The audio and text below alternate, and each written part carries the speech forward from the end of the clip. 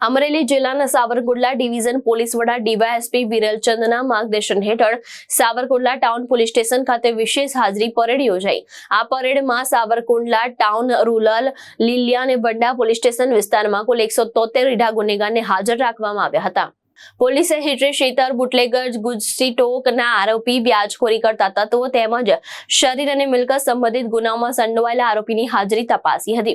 હાજરી પરેડ દરમિયાન તમામ આરોપીની હાલની પ્રવૃત્તિ અંગે પૂછપરછ કરવામાં આવીને તેઓ ફરી કોઈ ગુનાહિત પ્રવૃત્તિમાં સંડોવાયેલા નથી તેની પણ ખરાઈ કરવામાં આવી। આગામી ધાર્મિક અને સામાજિક તહેવારને ધ્યાનમાં રાખીને ડીવાયએસપી વિરલચંદને તમામ ગુનેગારોને કડક ચેતવણી આપી હતી કે જો કોઈ પણ પ્રકારની ગેરકાયદેસર પ્રવૃત્તિ કરશે તો તેમની સામે કડક કાનૂની કાર્યવાહી કરવામાં આવશે।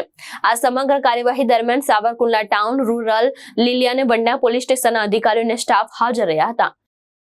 જિલ્લામાં સાવરકુંડલા પોલીસે નવતર પહેલ કરી છે। અસામાજિક તત્વો છે તેને સમાજમાં પુનઃસ્થાપિત કરવા માટે જે આખું આયોજન કર્યું, આખું આયોજન શું હતું, કેટલા ડિવિઝનના લોકોને બોલાવ્યા હતા, આખી વાત કરો છો।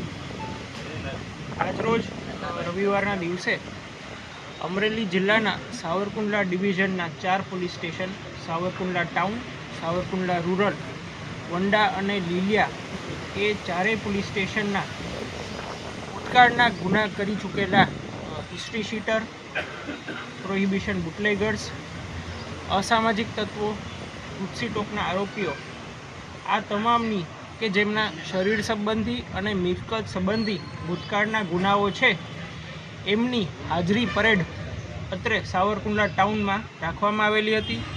જેમાં સાવરકુંડલા ટાઉનના 98, સાવરકુંડલા રૂરલના 54, લીલિયાના 11 અને વંડા પોલીસ સ્ટેશનના 10 જેટલા આરોપીઓને એમની હાલની પ્રવૃત્તિઓ, એમના ગુનાઓ એ ગુનામાંથી બહાર નીકળી ગયા છે અને સમાજમાં શું કામગીરી કરી રહ્યા છે એ ફરીથી એમની ગુનાહિત પ્રવૃત્તિઓમાં પાછા ફરી ગયા નથી કે કેમ એ બાબતે એમણે વિગતવાર પૂછપરછ કરવામાં આવેલી હતી।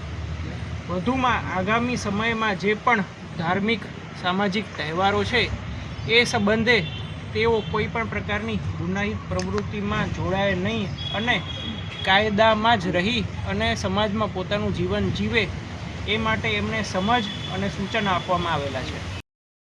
સરફરાઝ ખોખર, દ્રષ્ટિકોણ ન્યૂઝ, અમરેલી।